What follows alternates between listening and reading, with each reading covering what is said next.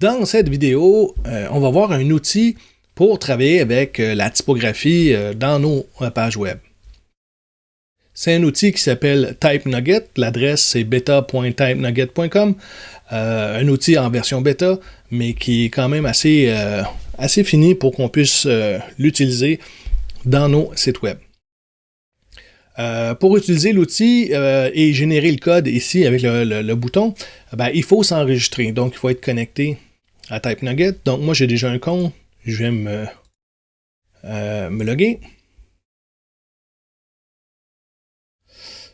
Et on arrive, avec l'interface. On a une petite annonce ici qui nous dit qu'il y a des thèmes qui existent, donc des mises en page qui ont déjà fait eux. C'est pas tout à fait le but ici de la vidéo, donc je vous laisserai aller voir si vous voulez. Je vous présente un peu l'interface. Du côté gauche, on a une page web avec la plupart des éléments HTML qu'on a besoin pour faire une page web. Et du côté droit, on peut jouer avec les styles CSS pour pouvoir affecter cette page gauche-là. Dans l'onglet global, on a ici tout ce qui a rapport à la mise en page de base d'un site web. Ça veut dire qu'habituellement, quand on commence un site web, on va aller écrire nos propriétés de typographie dans l'élément body, dans le sélecteur body. Donc, on va affecter toute la page au complet avec la typographie, la grosseur de la typographie, la couleur de la typographie et tout et tout. Donc, tout ce qu'on va mettre ici dans Global, va aller se répercuter dans le sélecteur Body. Donc, si jamais on veut changer de typographie, présentement, il nous a suggéré du OpenSAN. Donc, la typographie est en OpenSAN. Je vais aller ici. Je vais sélectionner un thème. Et là, on voit qu'il nous propose la typographie. C'est la typographie de Google Font. Moi, j'aime moins un peu passer par ici. J'aime bien passer par Google Font pour voir à quoi ça va ressembler. Donc, pour le texte en général, j'ai l'habitude de mettre du sans sérif. Donc, on va aller mettre du sans sérif. Et les nombres de styles, je voudrais avoir de la typographie qui a au moins plus qu'un ou deux styles. Je vais aller mettre 6 styles. Donc, je peux voir la typographie qui me suggère. J'ai Lato ici qui m'intéresse. Je vais aller dans TypeNugget et dire Lato. Donc, j'ai Lato, je l'ajoute ici. Donc, on voit que la typo a été ajoutée. Je peux fermer ça. Et ici, je vais avoir le choix de mettre Lato. Et on voit que ça a affecté tout le texte. Ça a affecté autant les titres que le texte en général. Parce que c'est dans Body et il y a une cascade qui se fait. Donc, tous les éléments HTML qui sont à l'intérieur de Body vont être affectés par la typographie que j'ai mis là. Autre chose ici, par défaut, eux, ils mettent une font size à 15. Les navigateurs, en général, n'ont pas une typographie à 15. Ils ont une typographie à 16. Donc, on va aller mettre 16 pour être un peu standard avec les navigateurs aujourd'hui. Mais on verra qu'il va falloir quand même travailler quelque chose ici. J'aime moins mettre une grandeur de typographie sur la balise HTML pour être accessible, pour laisser les gens avoir l'accessibilité et choisir leur propre grandeur de typographie. Ensuite de ça, on pourrait jouer sur l'épaisseur de la typographie, on pourrait jouer avec le style en italique normal, mais ça affecte le texte en général. Donc en général, c'est sûr que le texte n'est pas gras, n'est pas en italique. On pourrait choisir une couleur. Je pourrais aller choisir peut-être un bleu. Bleu comme ça ici. Et là, le texte a été modifié en bleu. La hauteur de ligne. La hauteur de ligne, c'est assez important. Hein? On n'y pense pas tout le temps, mais la hauteur de ligne, c'est la hauteur justement entre chaque ligne. Donc, c'est agréable, lorsqu'on fait de la lecture dans un écran, d'avoir une hauteur de ligne assez grande. Donc, on peut aller mettre soit plus grand ou 1.7, c'était quand même bien. L'espace entre chaque lettre, donc on pourra prendre du letter spacing. On va laisser ça comme ça. Il y a l'alignement, le texte. Donc, en général, au départ, je voudrais que mon texte soit aligné à gauche, comme il est là, donc je ne vais pas affecter. Je ne vais pas mettre des chiffres pour rien ou des éléments ici pour rien dans les cases, parce qu'à chaque fois que je vais ajouter quelque chose ici, il va me créer une règle CSS pour l'appliquer. En réalité, un navigateur web est déjà aligné, le texte est déjà aligné à gauche, j'ai pas besoin de lui dire en plus de faire grossir mon fichier CSS. Donc, quand j'en ai pas besoin, je vais laisser la case libre. Donc, ici, on a vraiment tous les éléments pour le texte en général. À vous de voir éventuellement si vous voulez jouer avec d'autres choses, la décoration, si vous voulez faire mettre un souligné, mettre en majuscule. C'est rare qu'on va mettre du texte, tout le texte en général en majuscule, mais peut-être qu'un design, ça pourrait vouloir ça. Ici, bon, il y a le background, la couleur d'arrière-plan en général. Si jamais votre site n'est pas blanc en arrière-plan, ça serait peut-être intéressant de mettre la couleur pour voir le texte, comment il sort sur une autre couleur. Donc, le global est fait, donc ça veut dire notre body est fait. On va aller voir les titres, les headings. Donc ici, on a tous les titres, les H1, H2, H3, H4, H5, H6, mais on a aussi la base. Donc ici, ça affecte toutes les polices, tous les titres. Donc, on pourrait aller choisir peut-être une autre typographie pour les titres. Donc, mettons, je sélectionne encore. Je vais aller voir comme celui-ci, pourquoi pas. Je ajoute cette typo-là. Et je viens la sélectionner. Et on voit que les titres ont été affectés. J'ai affecté tous les titres parce que je l'ai mis dans base. Donc, c'est toutes les H1, H2, H3 qui ont été utilisés avec ce titre-là. Ensuite de ça, par défaut, la couleur, ici, on le voit, il n'y a pas de couleur. Il a pris la couleur du global. Donc, je pourrais aller ici, lui donner une autre couleur. Comme ça ici. Mais rien qui m'empêche de pouvoir l'enlever si je ne le veux pas. Je vais enlever la couleur et il va revenir avec la couleur de base, la couleur globale. Ensuite de ça, il y a la hauteur de ligne que je pourrais, l'alignement du texte. Dans le fond, là, ici, je pourrais, ça serait plus agréable de venir jouer des fois avec ça ici. Je pourrais aller chercher, mettons, le text transform, dire que c'est du majuscule, uppercase. Donc, tous les textes en majuscules ou simplement en lettres capitales. Donc, on voit que le H2, lettre capitale, ça veut dire les premières lettres de chaque mot sont en majuscules. Donc, je pourrais mettre, je voudrais que tous les titres deviennent en majuscules, comme ça ici. Et on le voit, hein, si j'enlève, mettons, ça ici, on voit que le H1, lui, n'a pas été affecté. Même si ici, un text transform, il n'y a rien, le H1 est quand même en majuscule. En réalité, c'est si je m'en viens ici, sur le H1, ben on le voit qu'ils l'ont mis ici en majuscule par défaut. Si je m'en viens sur H2, ben H2, lui, n'a pas eu de text transform, donc il est écrit normalement. Donc, bon, ici il y a des majuscules, c'est à cause du titre du site web, mais le texte est écrit tout à fait normalement. Et après ça, on peut voir la hauteur de la typographie, dans le fond, les font size. Donc, le H1 est plus gros que le H2, H3. Et ensuite de ça, vous voyez aussi qu'ils ont changé la grosseur de la typo. Ça veut dire qu'ils ont mis 300. 400, c'est la graisse par défaut. Donc, c'est la graisse normale. 300, donc, la typographie est un petit peu plus mince. Donc, les H1 et H2 ont une typographie plus mince. Et les H3... ben, ils sont en 800, donc 700 absolument c'est gras, donc là c'est presque extra gras de cette façon-là, et les H5 et H6 sont en gras, et on le voit que même le H6 c'est un 1M, donc c'est une fois la grandeur de la typographie de base, puis la typographie de base c'était quoi? C'était 16 ici, donc c'est une fois 16 px. Donc, on peut modifier ce qu'on veut là-dedans.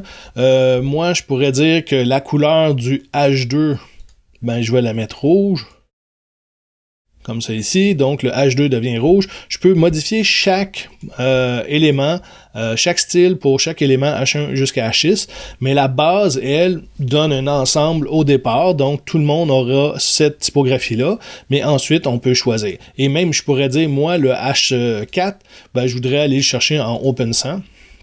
Il n'y a rien qui m'empêche que le H4 soit du Open 100, et on peut vraiment modifier chaque grandeur de nos titres. Et on continue, c'est la même chose pour le reste. On a le paragraphe. Donc, le paragraphe, c'est vrai qu'habituellement, le paragraphe, on va venir le styliser avec le global. Donc, la grosseur de la typographie, la font, quelle famille de font on va utiliser, la couleur. Donc, c'est souvent le global. Ça pourrait arriver dans certains designs qu'on a besoin de venir ici, mais c'est plutôt rare. Si on regarde ici, on pourrait aller chercher les marges, par exemple, la marge en haut et en bas d'un paragraphe. Ça peut être important. Donc, un EM, donc on aurait ici 16 px en haut et 1.5, donc 24 px en bas. On peut vraiment venir chercher des éléments comme ça. Et bon, l'arrière-plan, le background, la transparence, c'est rare qu'on va mettre de la transparence peut-être sur des paragraphes, c'est toujours fait pour être lu. Puis bon, l'arrière-plan, tout dépend des designs que vous allez faire. Ensuite de ça, on a les éléments en gras, strong. Donc ici, on en a un élément strong ici. Donc si je décide au lieu de le mettre en 700, je pourrais le mettre en 300. On voit ici que l'élément, au lieu d'être plus gras, il est beaucoup plus mince. Donc je vais laisser à 700. Je pourrais changer la couleur. Venir ici, changer la couleur de ma typographie comme ça ici. Donc, tous les éléments qui auraient strong, je viens de styliser l'élément strong avec une grosseur. Je pourrais encore là lui dire, moi je voudrais le mettre en uppercase, donc en majuscule. Text decoration, je ne mettrai pas d'underline, c'est peut-être pas dans du texte web, ce n'est peut-être pas conseillé. Vous avez aussi le EM qui est pour l'emphase, mettre de l'emphase sur un mot. On a un petit mot en quelque part en plus bas ici. Ouais, on a ici un élément qui est en italique. Donc, lui, je pourrais peut-être lui mettre 1.25. 1.5, donc c'est 1,5 fois 16, ça ferait 24 px. Donc, tous les éléments qui auraient EM auraient cet élément-là. Donc, on commence déjà à pouvoir voir que notre page commence à avoir un peu de style. Ensuite de ça, une fois que le paragraphe est fait, on peut penser aux liens.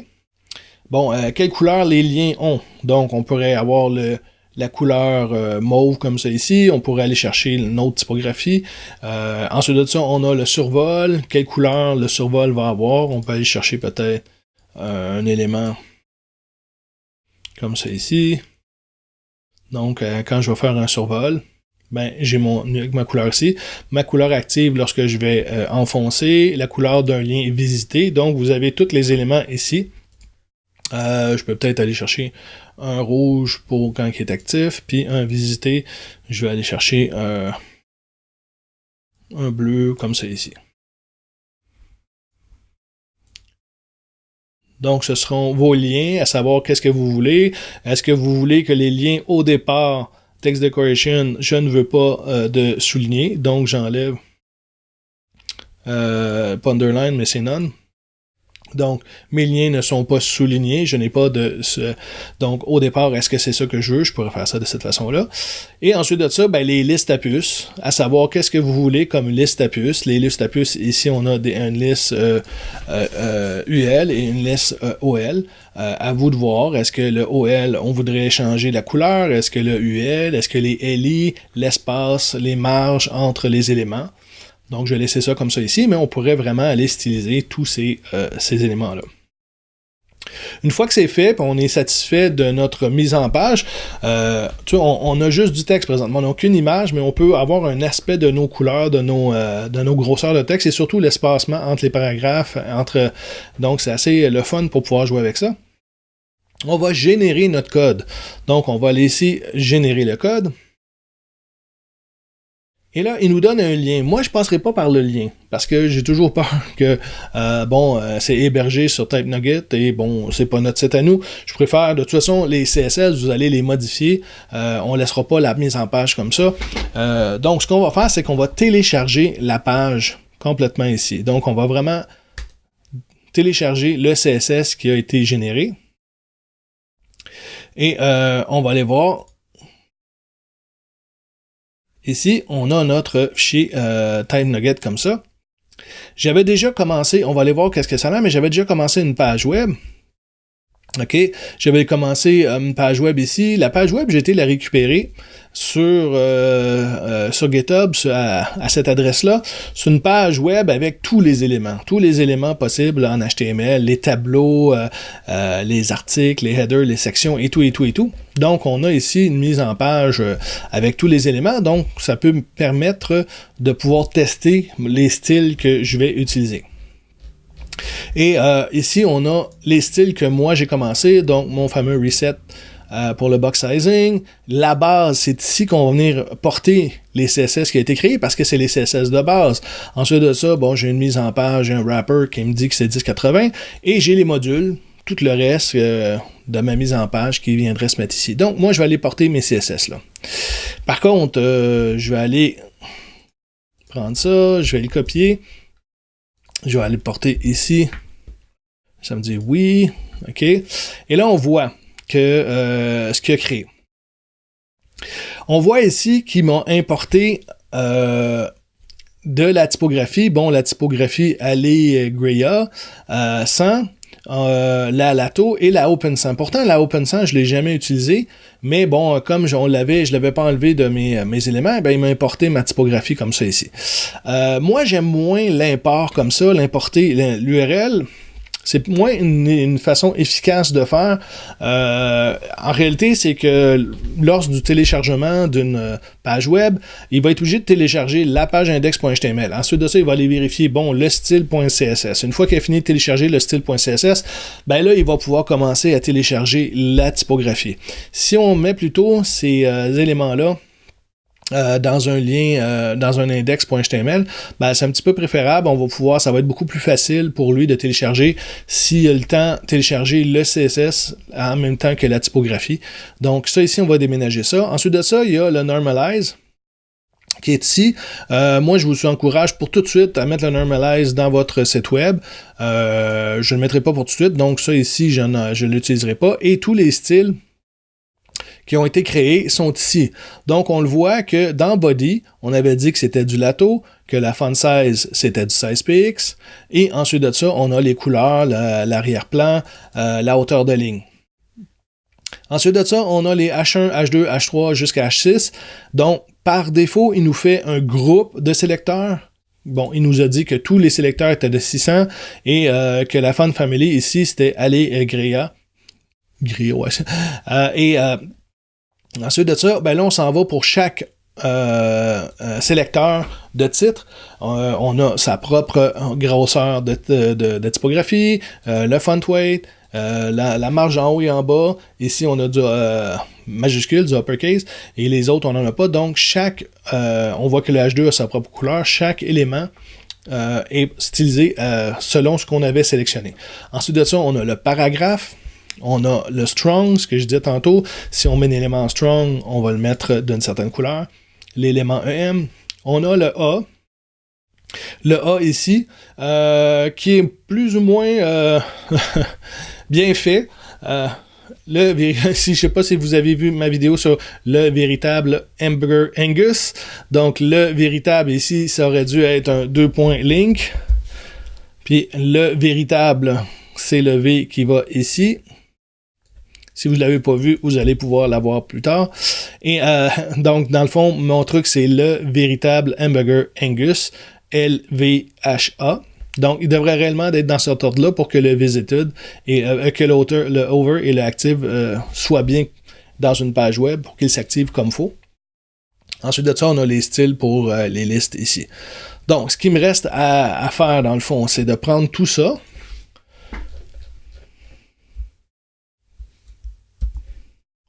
Ou avant de faire ça, je vais juste vous ouvrir la page, vous allez voir à quoi elle ressemble la page avant. Donc, j'ai une page ici avec les styles par défaut, ok? Il n'y a aucun style de mis, c'est les styles par défaut à part le 1080 là, pour qu'il soit centré. Donc, c'est tous les styles, toutes les balises inimaginables avec les formulaires et tout. Donc, ça ressemble à ça. On a ici tous les titres. On va aller dans nos styles, j'ai copié, je vais aller dans style ici et je vais aller coller ça dans base.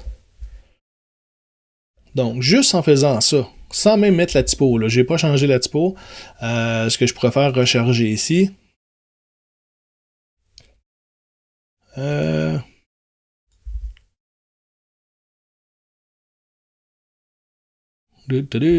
dans le fond, c'est bon, ça.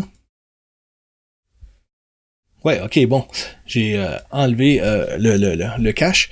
Donc, on voit ici les textes, les titres, quelle grosseur, les paragraphes. Donc, on voit les blocs. Donc, ça nous donne une idée à quoi va ressembler notre texte.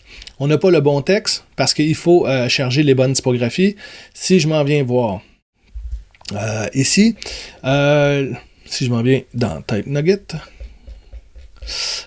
on arrive ici et on voit ce que lui télécharge. Je vais aller me chercher un exemple, mettons, de font. Bon, je vais faire le plus ici. Je vais aller chercher ça comme ça. Donc, je télécharge le lien ici. Je m'en viens avant mes styles ici. Donc, on voit ça comme ça. Lui, il nous suggère, j'en avais deux, fait que je vais faire deux liens comme ça. Il nous suggère d'aller chercher cette typographie-là. Donc là, il y en a beaucoup. Beaucoup. Peut-être même beaucoup trop. Donc, je vais aller chercher. Oh, c'est bon. Ouais, c'est bon ça. Je regarde, ouais, ok. Là, j'avais pas été chercher le guillemet. Donc, je vais garder mes guillemets ici. Je vais aller avec le guillemet simple. Et là, ce qu'on peut voir dans l'URL que lui m'a créé, il m'a créé une typographie avec toutes les possibilités. Donc, la graisse pour la typographie de 100, 300, 400, 500, 700, 800, 900. Est-ce que j'en ai besoin d'autant? Je pense pas. Si on va voir dans les styles, c'est probablement dans les H, j'ai besoin d'un 600. J'ai besoin du 300, j'ai besoin du 800 et j'ai besoin du 700. Et j'ai un autre 700 ici pour le strong. Donc, j'ai pas besoin de tout, là. Donc, on pourrait se dire que moi, j'enlève le 100 et le 100 italique parce que télécharger de la typographie, c'est lourd. Donc, on a le 300, on avait dit le 500, j'en ai pas besoin non plus. Le 700, 800 et le 900, j'en avais pas besoin non plus. Donc, ça va être beaucoup plus rapide à charger de cette façon-là. Donc, on fait le même principe aussi pour la typographie qu'on avait dit Lato.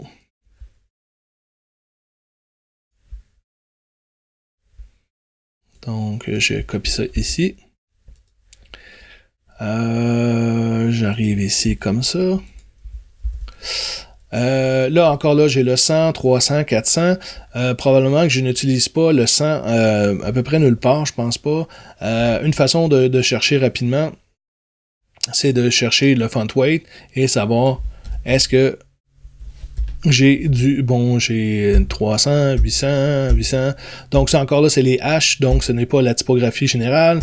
Et je n'ai vraiment, j'ai même aucune place où je laisse la possibilité d'avoir d'autres choses. On va simplement enlever le 100 et le 300. Ou on va peut-être garder le 300, peut-être que plus tard je vais en avoir de besoin. Et je vais arriver, le 900 aussi, je vais enlever ça. De cette façon-là, j'aurai pas de la typographie de charger pour rien. Et Type Nugget, j'en ai plus besoin, je peux le fermer et je m'en viens revoir ma page. Et je m'en viens ici, je recharge ma page. Et là, la typographie a été chargée. On le voit, ma typographie a été modifiée et j'ai la bonne typographie. Donc, c'est la présentation de Type Nugget qui nous permet vraiment de pouvoir commencer notre page sans savoir par cœur tout. Donc, on répond, on passe un après l'autre, qu'est-ce qu'on a de besoin comme propriété CSS pour les styles qu'on va modifier. Si on a besoin de rien, on l'enlève, on le laisse pas là. Il faut faire juste attention à ne pas, des fois, tu sais, de changer Font Family ici et de changer Font Family pour chaque H. Tu viens de le mettre dans la base et tous les autres vont être affectés par la suite. La même chose pour paragraphe. Ici, est-ce qu'on va changer beaucoup? On va peut-être plutôt essayer de changer le global. Ah oui, en passant par le global, j'allais oublier quelque chose d'assez important. Ici, on a la typographie de base qu'on a mis 16px. Le problème avec ça, c'est qu'on enlève l'accessibilité aux utilisateurs. Les utilisateurs ne peuvent plus aller dans leur navigateur pour modifier, eux, leur grandeur. On a décidé que c'était 16px par défaut, et eux, s'ils décident de vouloir une plus grande typographie et de vouloir voir du texte un petit peu plus gros, c'est impossible pour eux. Donc, pourquoi j'avais fait mettre ça à 16px? Je l'avais fait mettre à 16px justement parce que par défaut, les navigateurs sont à 16px. Fait que si j'enlève ça ici, je l'enlève, je laisse pas à 16px. En réalité, toute ma typographie va remonter et automatiquement, ça va être pareil. Parce que par défaut, le navigateur a du 16px. Par contre, si un utilisateur décide de grossir sa typographie parce qu'il y a des problèmes de lecture, ben la typographie va s'ajuster automatiquement. Mes titres vont être plus gros que mes paragraphes et tout devrait s'ajuster automatiquement. Donc, on faut absolument ne pas avoir dans body ici des éléments en px.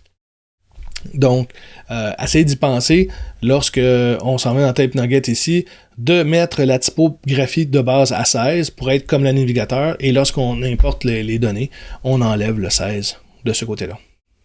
Voilà la présentation de Type Nugget. C'est pas une obligation d'utiliser cet outil-là. Par contre, quand on commence, des fois, c'est assez agréable de pouvoir commencer et de regarder ce que ça peut nous donner et récupérer comme ça le code et de pouvoir l'amener et le mettre dans notre CSS. C'est sûr qu'il y a des ajustements à faire, c'est sûr qu'il y a de la mise en page de plus à faire, mais c'est simplement un outil de plus pour nous aider dans notre mise en page. Voilà.